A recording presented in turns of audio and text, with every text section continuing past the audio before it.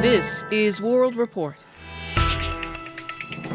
Good morning from CBC News. I'm Neil Kirksall. Sources tell CBC News discussions behind whistleblowers detailed how athletes drugged their urine homes or samples. loved ones in the Grenfell Tower fire. Thanks for that, Thomas. year. I'm sure their fans will love to see that. Thomas transport said plane was outside brought down by for this Syrian hour, I'm Neil anti-aircraft. Kirksall. This is CBC News.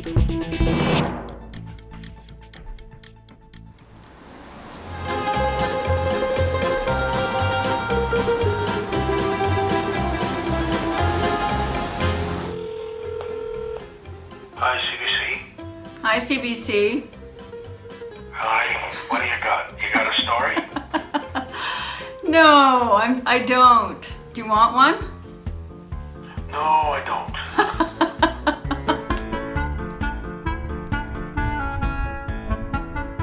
Hello from Israel, a country that has really given you, Israel, the highest honor. It has named itself after you in light of all of your journalistic achievements. Although I should say that the press release came in Hebrew and I really still haven't mastered the language, so forgive me if there are some errors in that report. Perhaps you could vet it as you so often and aptly have done.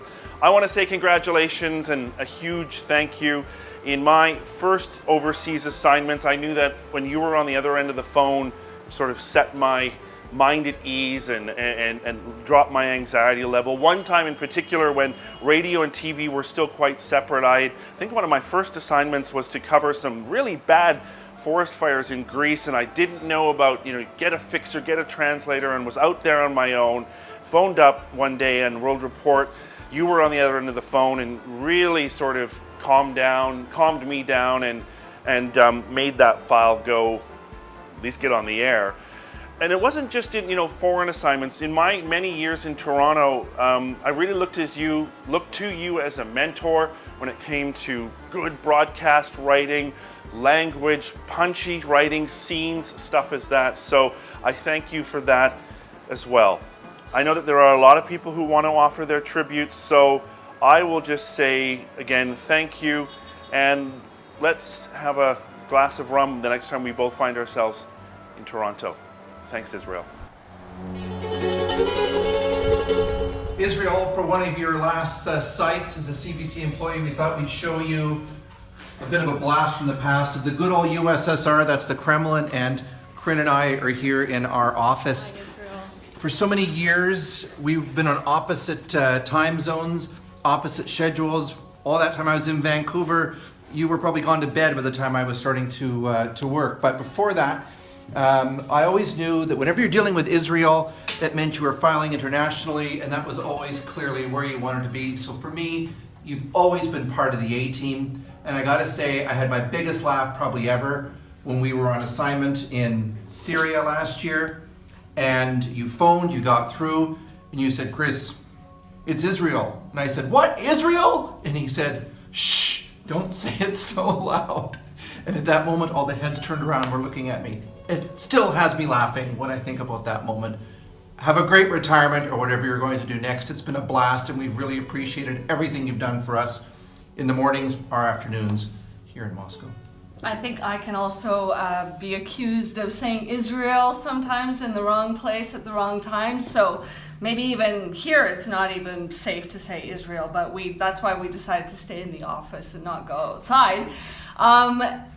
I don't know what to say, Israel, because it was a bit of a shock to hear that you're leaving so soon. I am grateful that you were here for our first year in Moscow, and you were always that voice of reason and knowledge and authority when we were traveling in Syria, Latvia, all over the place, and we're really going to miss you. And I know you're going to miss getting up at 1 o'clock or 2 o'clock in the morning, and you won't know what to do with yourself. So I think you have to come and visit us in Moscow, the city that never sleeps.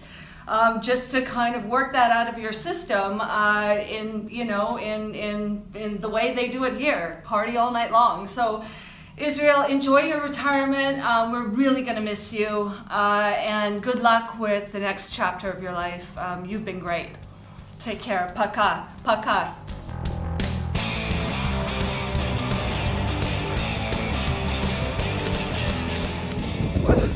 Morning, Israel. You're about to call you and probably try a few times because your phone hasn't warmed up yet.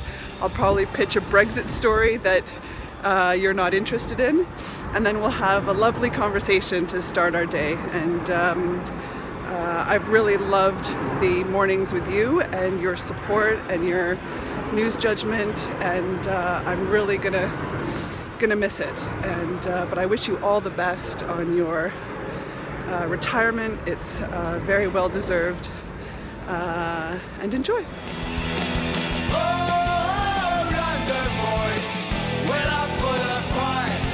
Hey Israel, it's Thomas and Victoria here at Kensington Palace. Not here by choice, but because you assigned me to be here.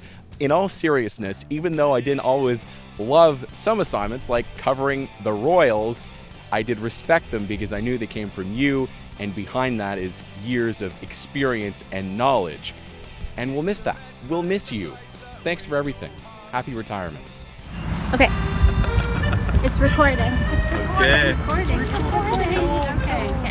Okay. I can't get my phone this way, but... That's okay. Okay. All right. You can go like this. Okay. Or I'll go like that. Okay. Okay. Yeah, oh no, I can't. Okay. All right, you go like that, please. Okay. Yeah.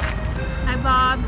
We are here in Gay Paris on the banks of the Seine, and needless to say, you didn't send us on this assignment. You're far more likely to send us to some abandoned, dusty corner of the world.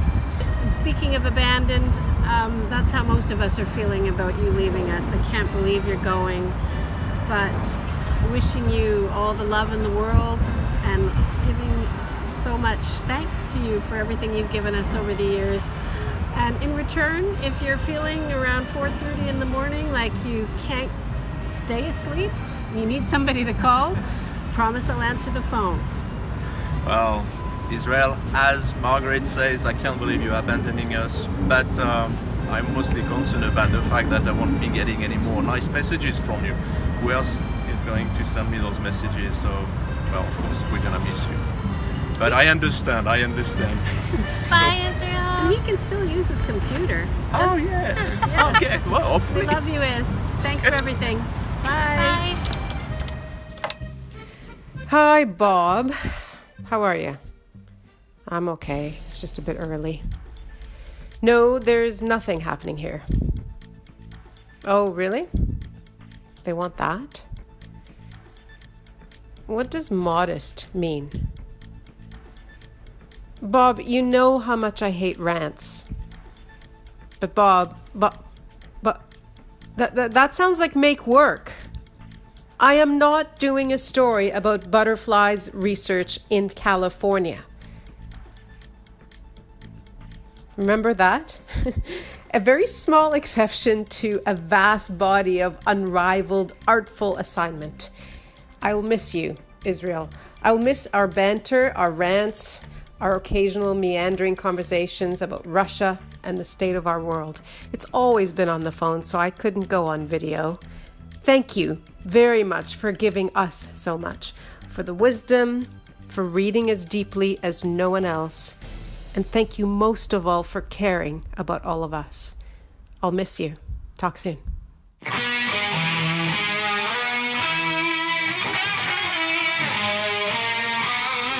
Hello from the swamp, Israel. I am so going to miss your early morning emails, your smarts and your humor and your patience when I'm grouchy.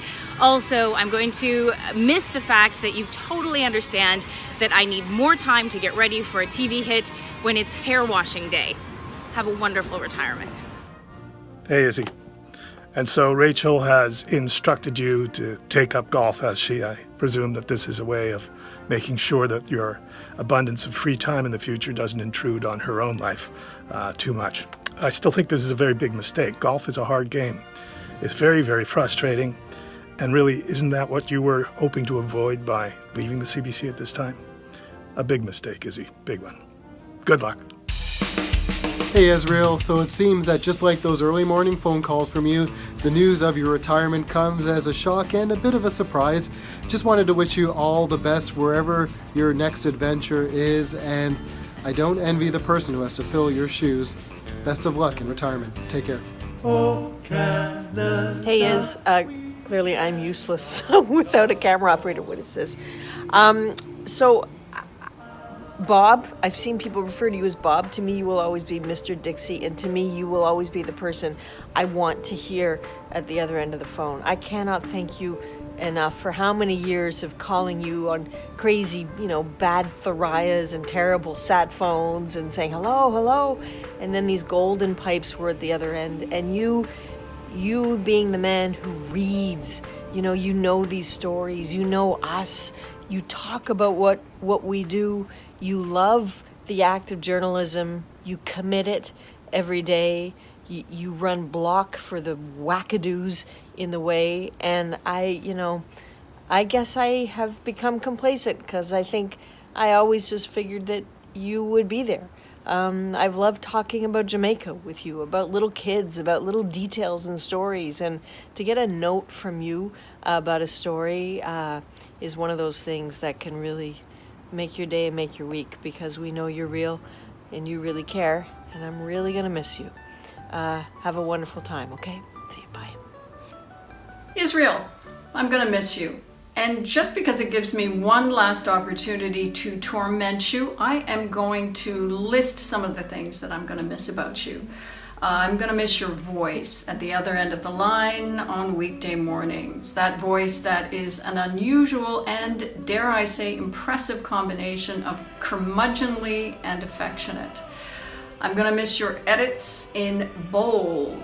I am going to miss our fights via email that usually start off arguing about some point and then progress to you arguing in bold about some point and then disintegrate into the two of us exchanging images or GIFs that pretty much always make me laugh in the end. I'm going to miss our chats, just being able to call you up and talk sometimes, not even pitch stories. And that said, I am going to miss pitching you, finding incredibly insightful, original, sharp angles to stories that no one else has ever thought about, and having you immediately recognize the genius of those pitches. Or sometimes just calling you up and not having a pitch, but having you jump right in and say, why don't you do this? And coming up with some brilliant idea of your own. So because I'm not going to be able to do this again, here we go. One last time. Bye, Israel.